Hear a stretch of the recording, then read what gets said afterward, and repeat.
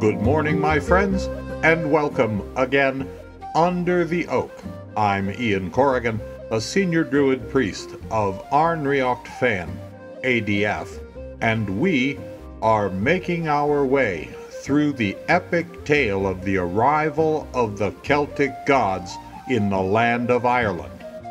As we take up the story again, the Tuatha De Danaan have defeated the Firbolg and taken the high kingship of Tara for themselves. However, their ancient enemy and kinsfolk, the Fomorian sea beings, still lurked on the edges of the island.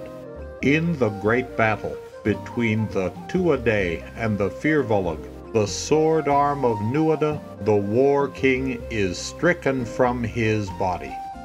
In those days it was the law that no one who was not perfect in their limbs and flesh could rule, and so brave Nuada stepped down from the seat of the High King, and the councils of the island of Ireland convened to elect a new one. It is not easy to explain, but the Fomorian giants were the kin of the Tuatha De Danaan, and they came to the courts and the elections. They presented their candidate, Bress, whose name means beauty, and who was the child of a Fomorian father and a woman of the Tuatha De Danaan. In hopes of healing the ancient feud between the folk of Nebed and the Fomorians, Bress was made the king at Tara. This proved to be a significant error for the Tuatha De Danaan, for the Fomorians became their overlords, overrunning the island, stripping the fields of their bounty, and forcing the Tuatha to labor for their masters. Bress had been rightly made the king, and so the Tuatha endured this for a time. But at last, the Druid poet Carpra went to the court of the king at Tara to sing for Bress. In exchange for his noble verses, he received no bounty. Rather, he was put in the stable and given a crust of bread and stale water for his portion. In the morning, Cairbre was not pleased, and as he emerged from the stable and walked across the king's yard, he proclaimed this poem.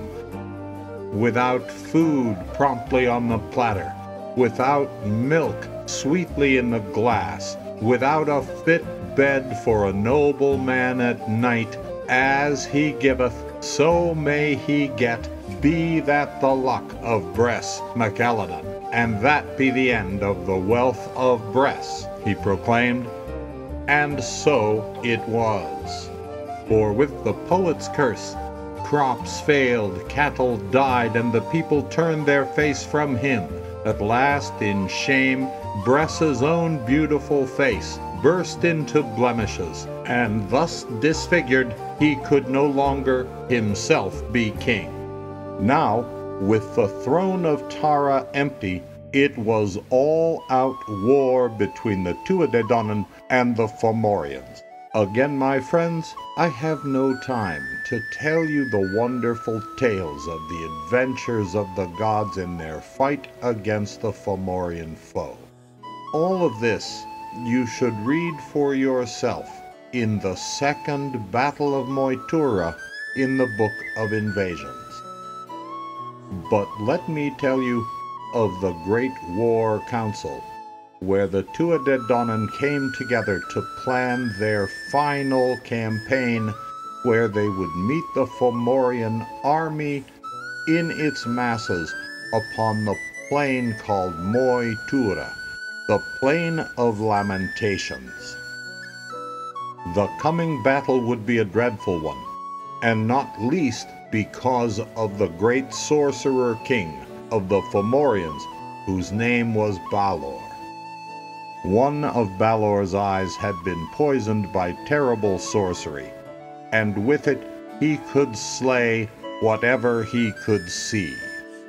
this eye was kept covered by a great shield of bronze that required 9 men to lift it from his face. This was the foe that the gods prepared to meet in their war council, as each in turn promised what they would do to gain the victory. They sat in the hall of Tara, and again Nuada had the throne, for the physician god Giankech had fitted Nuada's stricken arm with a beautiful arm of silver, so that he appeared whole. But at last there came a knock upon the door of Tara, and the tale of that hero who arrives at that door will be, at last I promise, the climax of our tale. May your day be blessed. We will meet again.